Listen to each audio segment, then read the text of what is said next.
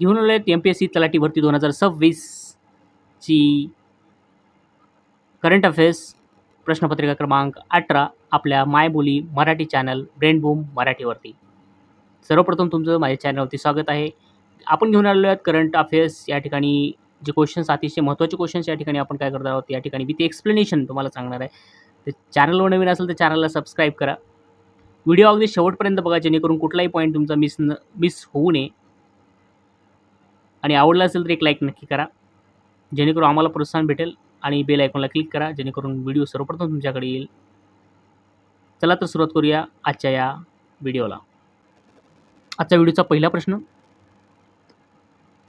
2025चा पद्मविभूषण प्राप्त शारदा सिन्हा कोणत्या राज्यातील आहेत?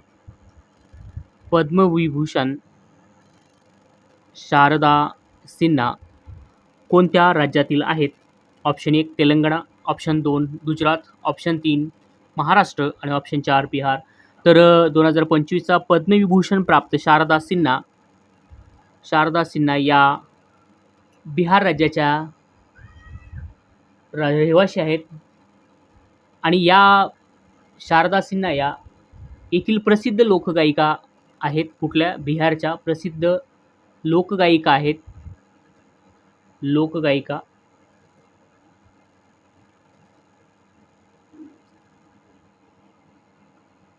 आणि 2025 मध्ये त्यांना मरणोत्तर मेल्यानंतर दिले, बरं का, लक्षात ठेवा. मरणोत्तर पद्मविभूषण प्रदान करण्यात आला. त्यांना बिहार कोकिळा देखील म्हणून ओळखलं जातं. बिहार कोकिळा म्हणून काय केलं जातं, त्यांना ओळखलं जातं.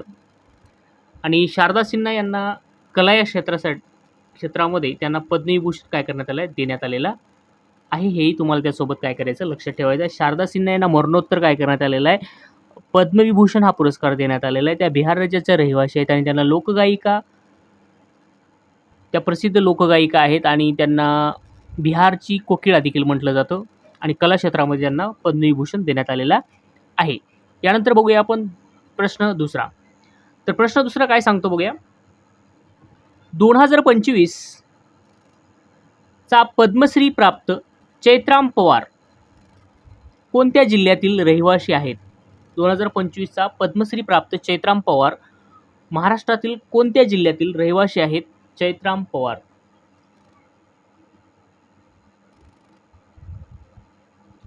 कुठल्या रहिवासी आहेत? तर त्या चैत्राम पवार या धुळे जिल्ह्यातील काय आहेत, त्या रहिवासी आहेत. धुळे जिल्ह्यामधले त्यांचं काय आहे, रहिवासी आहेत. धुळे जिल्हा महाराष्ट्र. आणि हे धुळे जिल्ह्यातील धुळे जिल्ह्यातील कुठले आहेत, त्या साक्री तालुक्यातील, साक्री हा काय आहे, तालुका आहे. आणि त्या तालुक्यातील बारीपाडा या गावच्या रहिवासी आहेत. बारीपाडा, साक्री त्यांचा तालुका आहे, धुळे हा जिल्हा आहे आणि बारीपाडा काय त्यांचं गाव आहे. त्यांचं पूर्ण नाव आहे चैत्राम देवचंद पवार. देवचंद पवार हे त्यांचं पूर्ण, चैत्राम देवचंद पवार. आणि यांना पद्मश्री देण्यात आलेला आहे. पद्मश्री 2025चा पद्मश्री काय करण्यात आलेला आहे, यांना देण्यात आलेला आहे. कोणत्या कामासाठी? तर सामाजिक कार्यासाठी यांना काय करण्यात आलेलं आहे, हा पुरस्कार देण्यात आलेला आहे. सामाजिक कार्यासाठी त्यांना काय करण्यात आलेला आहे, हा पद्मश्री पुरस्कार 2025 साली देण्यात आलेला आहे. 2025 मध्ये देण्यात आलेला आहे. हे आपल्याला सोबत लक्षात ठेवायचं आहे. यानंतरचा प्रश्न आपण बघणार आहोत, पुढचा प्रश्न, जेणेकरून आपल्या कामाचं असेल. तर आपण जाणून घेऊया. खालील विधाने लक्षात घ्या. थोडंसं प्रश्न मी झूम इन करतो. खालील विधाने लक्षात घ्या. आता खालील विधाने लक्षात घ्या काय सांगते बघूया. त्यांनी पॉलिथिन IUD या गर्भधारणा रोधकाचा शोध लावला. वरील विधाने कोणाच्या संदर्भात आहे, असा प्रश्न या ठिकाणी दिलेला आहे. वरील विधाने कोणाच्या संदर्भात, विधाने वाचून घेऊयात आणि म्हणजे कोणाच्या संदर्भात आहे आपल्याला सांगता येईल. तर त्यांनी पॉलिथिन आयुडी गर्भधारणारोधकाचा शोध लावला. ते Indian society of prenatal diagnostic and थेरपीचे संस्थापक होते. त्यांना केल विद्यापीठाने 1984 मध्ये वॉन ग्राफेनबर्ग पुरस्कार दिला. कोणता पुरस्कार? वॉन ग्राफेनबर्ग हा पुरस्कार दिला. त्यांना भारत सरकारने 1991ला पद्मश्री दिला. 1991ला त्यांना पद्मश्री पुरस्कार दिला. आणि लाईफ गिव्हर हे त्यांचे चरित्र रश्मी सिंग यांनी काय केलेलं आहे? लिहिलेलं आहे. हे सगळे त्यांच्या बाबतीत दिलेलं आहे. त्यांनी पॉलिथिन आयुडी गर्भधारणारोधकाचा शोध लावला. ते Indian society of prenatal diagnostic and थेरपीचे संस्थापक अध्यक्ष होते. त्यांना केल विद्यापीठाने 1984 मध्ये वॉन ग्राफेनबर्ग पुरस्कार दिला. त्यांना भारत सरकारने 1991ला पद्मश्री पुरस्कार दिला. लाईफ गिव्हर हे त्यांचे चरित्र रश्मी सिंग यांनी लिहिलेले आहे. तर हे कोण होते? तर हे वरील विधाने कोणाच्या संदर्भात आहेत असा प्रश्न या ठिकाणी दिलेला आहे. बघा, हे सर्व विधाने रुस्तम सुनावाला यांच्या काय आहेत? संबंधित आहेत. रुस्तम सुनावाला कोण आहे? तर रुस्तम सुनावाला एक डॉक्टर आहेत. डॉक्टर रुस्तम फिरोज सुनावाला. रुस्तम फिरोज सुनावाला हे त्यांचं पूर्ण नाव आहे. त्यांचं क्षेत्र आहे स्त्रीरोग आणि प्रसूतीशास्त्र, म्हणजे ऑब्स्ट्रिक अँड गायनॉलॉजी जे आहे त्या संदर्भात त्यांनी काय केलं? मोठी कामगिरी केली आहे. आणि त्यांना पद्मश्री देणं 1991ला पद्मश्री देण्यात आलेला आहे. या ठिकाणी उल्लेख केलेला आहे. आणि त्यांचं निधन झालेलं आहे. निधन 5 जानेवारी, हे माहीत असणं गरजेचं आहे, 5 जानेवारी 2025 रोजी त्यांचं निधन झालेलं आहे. आणि ते 95 वर्षाचे होते. किती वर्षाचे? 95 वर्षाचे होते. हेही त्यासोबत तुम्हाला लक्षात ठेवायचं आहे. हे तर आहेच माहिती तुम्हाला असली पाहिजे. तर त्यासोबत त्यांचं वय किती होतं? निधनाच्या वेळी 5 जानेवारी 2025 ते 95 वर्षाचे होते. आणि 45 वर्षी त्यांचं काय निधन झालेलं आहे, हेही तुम्हाला माहिती असणं गरजेचं आहे. आणि हे जे शोध आहे त्यांचा पॉलिथिन आयुडी गर्भधारणारोधकाचा शोध, याच्यामुळं बरेच कुटुंबाला त्याचा फायदा झालेला आहे. कुटुंब नियोजन क्षेत्रामध्ये महत्त्वपूर्ण योगदान त्याचं झालेलं आहे. त्याच्यामुळं हेही तुम्हाला काय करायचं आहे? लक्षात ठेवायचं आहे. आणि ते वाडिया मॅटर्निटी हॉस्पिटल मुंबई येथे काय होते? ते प्राध्यापक म्हणून काम केले त्यांनी. काय केले? वाडिया मॅटर्निटी हॉस्पिटल मुंबई येथे काय केले? त्यांनी प्राध्यापक म्हणून काम केलेलं आहे. हेही तुम्हाला त्यासोबत काय करायचं? लक्षात ठेवायचं आहे. हे आहे रुस्तम सुनावाला यांच्यासोबत. बाकीचे जे दिलेले आहेत ते फक्त कन्फ्युजनसाठी दिलेले आहेत. रुस्तम सुनावाला हे एक डॉक्टर होते. ते तुम्हाला माहिती असणं गरजेचं आहे. चला, यानंतरचा पुढचा प्रश्न आपण बघूया. पुढचा प्रश्न या ठिकाणी स्क्रीनवर आहे. बघा, ICC वार्षिक पुरस्कार 2024 याची योग्य जोडी आपल्याला काय करायचं आहे? लावायचं आहे. तर सर्वोत्कृष्ट पुरुष या ठिकाणी पुरस्काराचे नाव दिलेले आहे आणि प्राप्त खेळाडू या ठिकाणी दिलेले आहेत उजव्या बाजूला.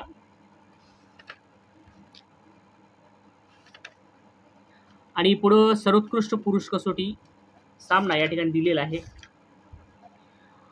सर्वोत्तम पुरुष कसोटी खेळाडू, सर्वोत्कृष्ट एकदिवसीय क्रिकेटपटू, सर्वोत्कृष्ट T20 क्रिकेटर आणि सर्वोत्कृष्ट पंच अशा पद्धतीने या ठिकाणी पुरस्काराचे नाव दिलेलं आहे. आणि ह्या साईडला प्राप्त खेळाडू दिलेले आहेत. प्राप्त खेळाडू दिलेले आहेत. खेळाडूंचे नाव आहेत अर्शदीप सिंग, रिचर्ड एलिंगवर्थ, 3 स्मृती मानधना आणि 4 जसप्रीत बुमराह. तर सर्वोत्कृष्ट पुरुष कसोटी खेळाडू मध्ये जसप्रीत बुमराह यांचं नाव काय केलं तर आवर्जून घेतलं जातं. जसप्रीत बुमराह यांना सर्वोत्कृष्ट पुरुष कसोटी खेळाडू जसप्रीत बुमराह यांना हा पुरस्कार देण्यात आलेला आहे. त्यानंतर सर्वोत्कृष्ट एकदिवसीय क्रिकेटपटू हे स्मृती मंदना यांना काय करण्यात आलं? देण्यात आलेलं आहे. आणि सर्वोत्कृष्ट T20 क्रिकेटर म्हणून अर्शदीप सिंग यांना हा पुरस्कार देण्यात आलेला आहे. आणि सर्वोत्कृष्ट पंच म्हणून रिचर्ड एलिंगवर्थला काय केलेलं आहे? सर्वोत्कृष्ट पंच हा पुरस्कार मिळालेला आहे. हे तुम्हाला लक्षात ठेवायचं आहे. आणि ICC अवॉर्ड 2024चे जे विजेते जानेवारी 2025 मध्ये जाहीर करण्यात आलेले आहेत. ही तुम्हाला काय करायचं सोबत लक्षात ठेवायचं आहे. आणि जसप्रीत बुमराह जे आहेत त्यांना काय केलेलं आहे, सर गॅरी सोबर्स ट्रॉफी काय करण्यात देण्यात आलेली आहे. यासोबतही तुम्हाला काय करायचं लक्षात ठेवायचं, पुरुष कसोटी क्रिकेटपटूमध्ये जसप्रीत बुमराह यांचं नाव भारतामधून खेळत आणि महिला ओडीआय क्रिकेट स्मृती मंदाना ह्या पण भारताच्या आहेत. पुरुष ओडीआय क्रिकेटपटू अझमतुल्ला ओमरसाई या अफगाणिस्तानचे आहेत. पुरुष T20 क्रिकेटपटू अर्शदीप सिंग हे भारताचे आहेत आणि महिला T20 क्रिकेटपटू अमेलिया केर न्यूझीलंड यांना ICC अवॉर्ड 2014 देण्यात आलेला आहे. एमर्जिंग मेन्स क्रिकेटर कामेंदू मेंडिस हे श्रीलंकाचे आहेत. त्यांना ICC वार्षिक पुरस्कार 2024 देण्यात आलेला आहे. हे तुम्हाला लक्षात ठेवायचं आहे. आणि ICC पहिला महिला क्रिकेटपटू वर्ष 2024 रिचल हुईफ्लिन ट्रॉफी अमेलिया केर यांना न्यूझीलंडच्यांना देण्यात आलेला आहे. हे तुम्हाला काय करायचं आहे सोबत लक्षात ठेवायचं आहे. तर जोडी या ठिकाणी प्रश्नाचा विचार जर केला तर सर्वोत्तम पुरुष कसोटी जसप्रीत बुमराह, सर्वोत्कृष्ट एकदिवसीय क्रिकेटपटू स्मृती मंदाना, सर्वोत्कृष्ट T20 क्रिकेटर अर्शदीप सिंग आणि सर्वोत्कृष्ट पंच म्हणून रिचर्ड इलिंगवर्थ, म्हणजे हे इंग्लिश नाव आहे त्यामुळे तुम्हाला लक्षात राहील. सर्वोत्कृष्ट पंच, सर्वोत्तम T20 क्रिकेटर अर्शदीप सिंग, सर्वोत्कृष्ट एकदिवसीय क्रिकेटपटू स्मृती मंदाना आणि सर्वोत्कृष्ट पुरुष कसोटी खेळाडू म्हणून जसप्रीत बुमराहचं नाव काय केलं तर या पुरस्कारात घेतलं जातं. तरी तुम्हाला ऑप्शन नंबर या ठिकाणी 4, 3, 1, 2 ह्या पद्धतीनं या ठिकाणी ऑप्शन नंबर 3 हे काय आहे या प्रश्नाचं उत्तर आहे. हे तुम्हाला व्यवस्थितरित्या काय करायचं लक्षात ठेवायचं आहे. यानंतर बघू प्रश्न 5वा, युनेस्कोच्या वेटलँड सिटीमध्ये भारतातील खालीलपैकी कोणत्या 2 शहरांचा समावेश करण्यात आलेला आहे. 1 इंदूर आणि उदयपूर, 2 दिसपूर आणि मुंबई, 3 बंगळूर आणि हैदराबाद, 4 पुणे आणि नवी दिल्ली. तर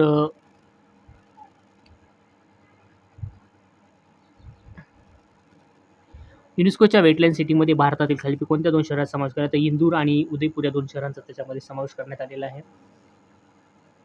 तर इंदूर शहरातील सिरपूर वेटलँड जे आहे, सिरपूर वेटलँड हे महत्त्वाचे जलक्षेत्र आहे. स्थलांतरित पक्षासाठी ते महत्त्वाचे अधिवास असून शहराने वेटलँड संवर्धनासाठी चांगले व्यवस्थापन केलेले आहे म्हणून इंदूरचं नाव घेतलं जातं. आणि उदयपूरमध्ये उदयपूरच्या शहरातील पिचोला, फतेसागर, रंगसागर आणि स्वरूपसागर यासारख्या तलावांचे जाळे महत्त्वाचे आहे. तलावांचे संवर्धन आणि शाश्वत व्यवस्थापन यामुळे उदयपूरची निवड करण्यात आलेली आहे. तर वेटलँड सिटी ॲग्रेडिटेशन आहे चा उद्देश काय आहे, तर महत्त्वाचा पाणथळ जागांचे संवर्धन करणे, योग्य व्यवस्थापन आणि स्थानिक विकासाचे संतुलन साधण्यास प्रोत्साहन देणे हा त्याचा महत्त्वाचा उद्देश आहे. तर 2025 मध्ये भारतातील वेटलँड सिटीजमध्ये इंदूर आणि उदयपूर राजस्थान, इंदूर हे MP मध्ये आहे आणि उदयपूर हे राजस्थानमध्ये आहे. हे तुम्हाला काय करावं लागेल लक्षात ठेवावं लागेल. यानंतरचा प्रश्न क्रमांक 6 आपण या ठिकाणी बघणार आहोत. जानेवारी 2025 मध्ये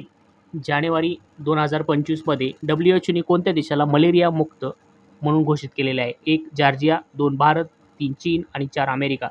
तर जानेवारी 2025 मध्ये ने जॉर्जिया या देशाला मलेरिया मुक्त म्हणून घोषित केलेलं आहे. जॉर्जियामध्ये स्थानिक मलेरिया संक्रमण थांबण्यास यश आलेले आहे. त्यामुळं WHO या प्रमाणासाठी आवश्यक निकष पूर्ण केले. त्याच्यामुळं जॉर्जियाचा नंबर या ठिकाणी आलेला आहे मलेरिया फ्रीमध्ये. तर यानंतरचा क्वेश्चन नंबर 7 आपण बघणार आहोत. नीती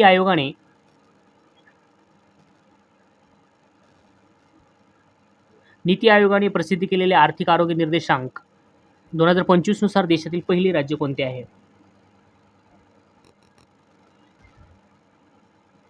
तर नीती आयोगाने प्रसिद्ध केलेल्या आर्थिक आरोग्य निर्देशांक 2025 नुसार देशातील पहिली राज्य कोणते आहे, तर 1 छत्तीसगड, 2 गोवा, 3 महाराष्ट्र आणि 4 ओडिसा. तर ऑप्शन नंबर 4 हे काय आहे या प्रश्नाचं उत्तर आहे ऑप्शन नंबर 4. तर आर्थिक आरोग्य निर्देशांक 2025 नुसार देशातील पहिले राज्य ओडिसा हे आहे. नीती आयोगाने 24 जानेवारी 2025 रोजी फिजिकल हेल्थ इंडेक्स 2025 प्रसिद्ध केला. या निर्देशांकात ओडिसा प्रथम क्रमांकावर आहे, ओडिसा 1 नंबरवर आहे, त्यानंतर गोवा 2 नंबरवर आहे, झारखंड 3 नंबरवर आहे, गोवा 2, झारखंड 3 आणि गुजरात 4 नंबरवर आहे. तर अशा पद्धतीने फिजिकल इंडेक्समध्ये पहिल्या क्रमांकावर ओडिसा आहे, 2 क्रमांकावर फिजिकल आहे, 3 नंबरवर झारखंड आणि 4 नंबरवर गुजरात. अशा पद्धतीने इंडेक्सची क्रमवारी जर लावली आपण तर अशा पद्धतीनं हे करता येते. या निर्देशांकात खर्चाची गुणवत्ता, महसूल उभारणी आणि वित्तीय शिस्त, कर्ज निर्देशांक आणि कर्ज शाश्वतता या 5 बाबींचे मूल्यमापन केले जाते.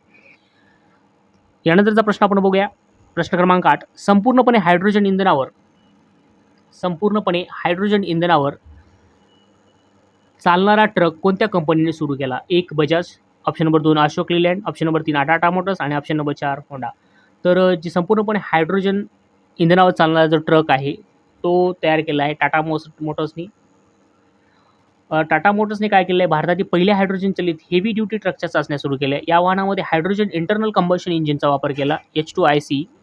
कोणत्या इंजिनचा? H2IC म्हणजे जे हायड्रोजन कंबशन इंजिन आहे आणि hydrogen fuel cell H2FCEV fuel cell तंत्रज्ञानाचा वापर करण्यात आला. कोणत्या तंत्रज्ञानाचा? H2IC म्हणजे हायड्रोजन इंटरनल कंबशन इंजिन आणि H2FCEV म्हणजेच हायड्रोजन इंटरनल कंबशन इंजिन आणि हायड्रोजन फ्युएल सेल या पद्धतीच्या 2 तंत्रज्ञानाचा काय केलं त्यामध्ये वापर केलेला आहे. तर प्रश्नाचं उत्तर काय? संपूर्णपणे हायड्रोजन इंधनावर चालणारा ट्रक कोणत्या कंपनी सुरू केला?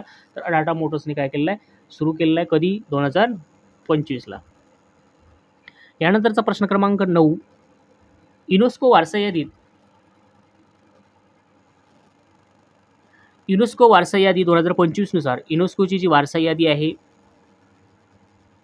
या वारसा यादी 2025 नुसार जगातील एकूण किती ठिकाणांचा समावेश वारसा यादीत करण्यात आला?